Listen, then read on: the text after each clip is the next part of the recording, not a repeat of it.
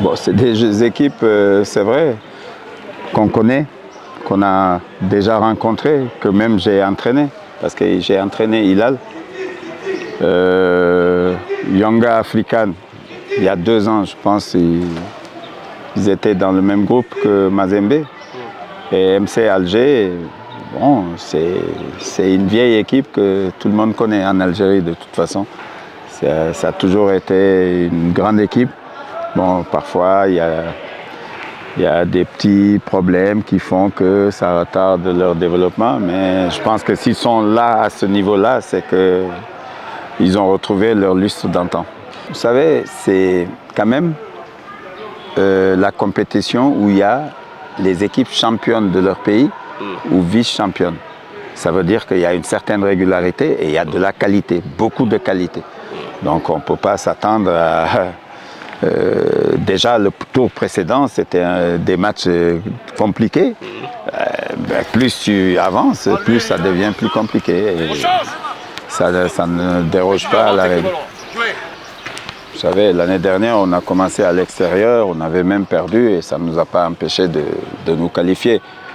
Commencer à la maison, ça veut dire tout simplement essayer de faire le plein. Et vous savez, on l'a dit précédemment, c'est des bonnes équipes qui ne vont pas venir ici en victime désignée, bien au contraire.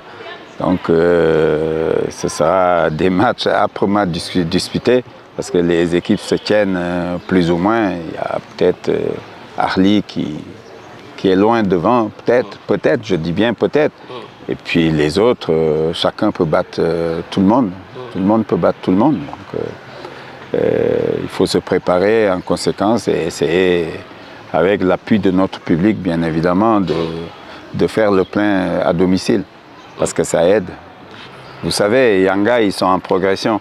Quand tu regardes Yanga African, il y a 3 ans, et tu les regardes maintenant, ils sont en pleine progression. La preuve, ils sont venus taper Mazembe ici, il y a 2 ans. Ça veut dire quand même qu'il y a de la qualité.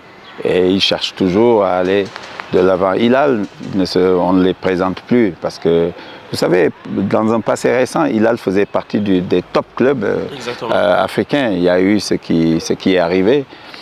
Bon, ça les a exilés en Mauritanie, mais ils jouent. Par rapport à l'année dernière, ils jouent le championnat mauritanien. Donc ça leur donne quand même des matchs de compétition dans les jambes, même s'ils ne sont pas chez eux, parce qu'ils sont éloignés de chez eux. Et ça ne doit pas être une situation facile à gérer.